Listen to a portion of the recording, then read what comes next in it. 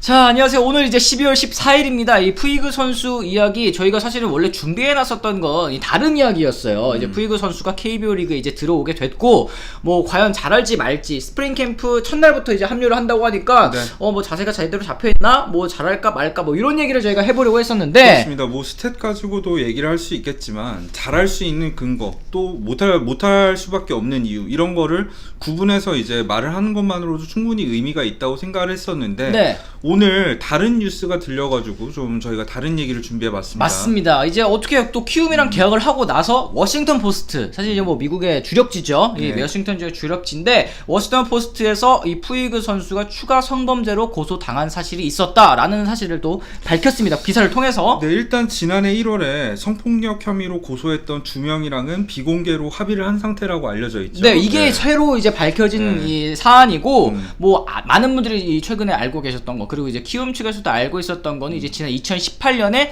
LA 이제 스테이플스 센터 NBA 경기에 갔다가 이제 그런 사건의 혐의를 받고 그거와 이제 합의한 거고. 지난해가 아니라 올해 10월에 합의한 거죠. 그렇죠. 예. 요거는 이제 2017년에 있었었던 이 별개의 일이라고 합니다. 그러니까 네. 이제 총 성폭력, 성폭행 혐의로 고소를 당한 게 총 이제 푸이그 선수 3건이라는 얘기가 되는 거예요. 근데 한 건밖에 지금 안 알려져 있었던 거고. 맞습니다. 네. 올해 10월에 합의금 25만 달러를 주고 이제 메이저리그에 복귀를 희망한다라는 성명을 발표했었던 게 이제 2018년 건수였고, 지금 이제 워싱턴 포스트를 통해서 새로 밝혀진 거는 이제 2017년 LA 다저스 시절에 있었었던 이야기가 또 나오고 있습니다.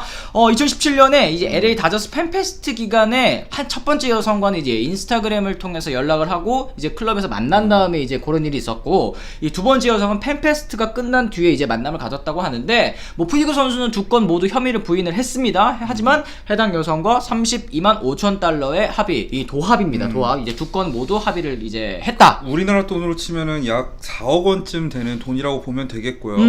올해 10월에 합의 25만 달러 했으니까 합치면은 57만 5천 불을 합의금으로 거의 진짜 뭐 쓴 거네요.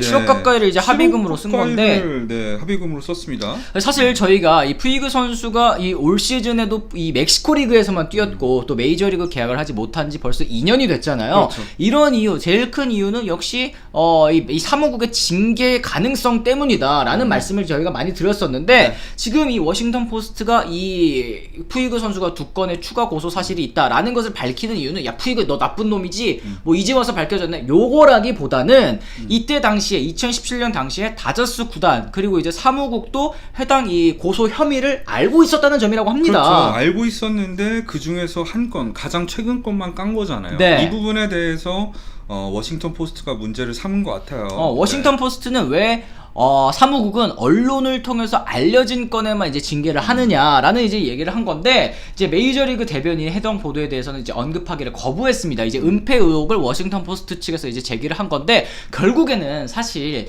2017년에 징계 없이 152경기, 거의 뭐 풀시즌을 소화를 한 거잖아요. 그렇죠. 바우어 선수와 다른 점이 무엇이냐라는 얘기를 지금 이제 워싱턴 포스트가 하고 있습니다. 그렇죠. 바오 같은 경우에는 돈은 줬는데 경기에선 출전을 못했는데, 푸이그 같은 경우에는 그냥 뛰었잖아. 네. 이게 왜 알려진 거 같은 경우에는 이렇게 징계를 매기면서 알려지지 않은 거에 대해서는 그냥 어물쩍 넘어가려고 하느냐, 이 부분에 대해서 얘기를 한 거죠. 그러니까 결국에는 사무국도 알고 있었는데 이거를 따로 이제 징계를 하지 않은 이유, 뭐 물론 이게 공개되기를 바라지 않아서였다 뭐 라고도 말씀을 드릴 수 있겠습니다만, 지금 바우어 선수 같은 경우는 돈은 돈대로 주면서 출전도 못 시키고 있는 그런 상황인데 왜 이런 차이가 있느냐라는 게 이제 워싱턴 포스트의 주 논점인 것 같습니다. 그리고 또 살펴봤더니 키움도 2018년 가장 최근에 합의한 건에 대해서는 알고 있는데 2017년에 있었던 두 건의 이슈에 대해서는 인지하지 못한 상태에서 계약을 했다고 하더라고요. 그러니까 이 사실이 알려진 이유도 뭐 변호인단이 합의하는 과정에서 더 큰 금액을 지불할 수 있는 능력이 제한적이다. 왜냐하면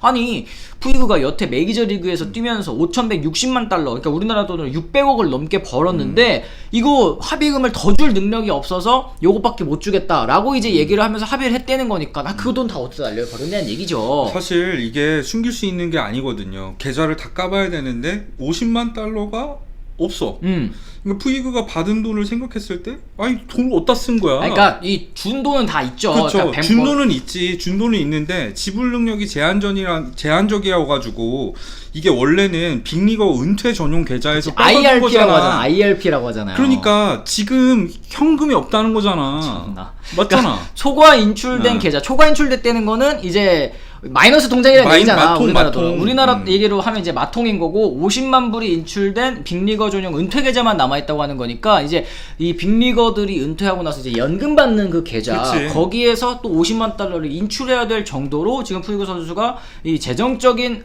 어려움도 지금 동시에 겪고 있다라는 게 좀 밝혀지게 됐습니다. 일단 푸이그 에이전트 쪽 말을 들어봅시다. 일단 남미 선수들은 항상 허위 주장의 표적이 된다. 뭐 이렇게 말을 했어요. 그러니까 이게 뭐 네. 우리 뭐 쉽게 얘기를 하면 뭐 꽃뱀에 당하는 선수들이 그렇지. 많다라고 이제 에이전트가 주장을 하고 있는 거죠. 맞습니다. 그리고 선수들이 고발자와 비밀리에 합의하는 거 푸이그만 한 게 아니라 야구계에 널리 퍼진 관행이다 이런 말을 했습니다. 일부 에이전트 이를 경기 이면에 비즈니스로 간주하고 있다. 그러니까 이 에이전트의 관리 영역 안에 이게 있다고 이제 생각을 한다는 얘기니까 사실 이게 어떻게 보면은 인종차별의 피해자가 됐다라고 이제 에이전시가 주장을 하는 건데 이거는 저는 또 다른 남미 선수들에게도 어쩌면은 그치. 이게 예의가 아니라는 생각도 사실 들거든요. 맞습니다. 그런 문제도 있고요. 사실 푸이그가 이렇게 미국에서 사고를 많이 쳤잖아요. 뭐 그게 사실 유무를 떠나서 이런 이슈가 있고 이거 외에도 사실 과속 이슈라던가 여러 가지 이슈들이 있어 왔던 그렇죠. 선수 가정폭력 혐의도 아니겠습니까? 있었고. 그런 걸 생각했을 때 키움이 이제 강정호 선수 같은 경우에는 이런 여론에 밀려서 이제 기용을 하지 못하지만 외국인 선수들은 이렇게 계속 데려온단 말이죠. 러셀도 러셀도 비슷한 케이스라고 할 수 있겠고요. 맞습니다. 이런 게 좀 외국인 선수랑 우리나라랑 좀 잣대가 다르지 않나 하는 생각이 들었어요. 그러니까 키움이 사실 올 시즌에 뭐 음주운전으로 적발돼서 이제 송현 선수를 방출한 경우도 있었고 뭐 코로나19 방역 위반 때문에 뭐 NC 다이노스와 함께 제일 큰 질타를 받았었던 구단이기도 한데 이 외국인 선수 푸이그 선수를 이제 영입할 때 고용욱 단장이 뭐 야 역시 기량이 뛰어난 선수들라는 생각을 했고 뭐 티타임을 몇 차례 가져보니까 젊었을 때랑은 이제 달라졌다. 선수가 성숙해졌고 뭐 이런저런 얘기를 하는 게 사실은 이제 와서 한국에서 너 야구 잘해서 다시 메이저리그 가라 이런 식으로 이제 설득을 했다는 게 좀 약간 이 도덕성적인 부분에 있어서는 좀 외면하는 좀, 것이 아닌가. 물론 저는 푸이그 선수가 한국 메이저리그 팬들 사이에서 워낙에 인지도가 있던 선수다 보니까 네. 우리나라 와서 잘하고 이슈가 되면 좋다고 생각을 했어요. 그렇죠. 지금도 그 마음에는 변함이 없긴 한데 또 이렇게 새로운 사실이 밝혀지는 걸 보고 있자니까 네. 좀 기분이 좀 이상하네요. 그렇습니다. 푸이그 선수가 뭐 요런 성범죄 혐의가 밝혀졌다라는 얘기 뭐 그리고 이제 선수 본인이 부인하기도 했었고 또 이제 합의를 했다라는 이제 얘기는 뭐 본인이 얘기하기는 메이저리그로 다시 이제 돌아가기 위해서 합의를 한 것뿐이다. 그리고 뭐 이제 얘기를 했습니다만 한국 프로야구에서 또 어떤 모습을 보여줄지 뭐 기대가 되는 것은 또 사실이기 때문에 뭐 요런 범죄 사실과는 또 별개로 그리고 사무국의 행태도 저희가 좀 짚고 넘어가야 될 것 같아요. 맞아요. 사무국도 사무국이고 다저스도 좀 문제를 삼을 수 있겠죠. 그러니까 다저스가 이렇게 성문제를 은폐하려고 했었던 게 이번이 또 처음이 아니거든요. 지금 뭐 이제 다저스에서 자이언츠로 넘어온 이제 케플러 감독 같은 경우에도 이 다저스 조직에 있을 때 이런 성문제 같은 거를 은폐하려고 했었다라는 이제 주장이 또 제기되기도 했었던 사람이기 맞아요. 때문에 이런 좀 아름아름 덮으려고 하는 문제가 메이저리그에 아직까지 좀 만연하지 않나 라는 생각이 좀 들었습니다. 맞습니다. 자, 어쨌든 저희가 오늘은 일단 푸이그 선수의 새로운 소식이 밝혀졌기 때문에 이런 얘기를 전해드렸지만 저희가 내일은 이 푸이그 선수 과연 어쨌든 뭐 과거의 과언은 과오이고 지금 뭐 합의를 한 상황 법적인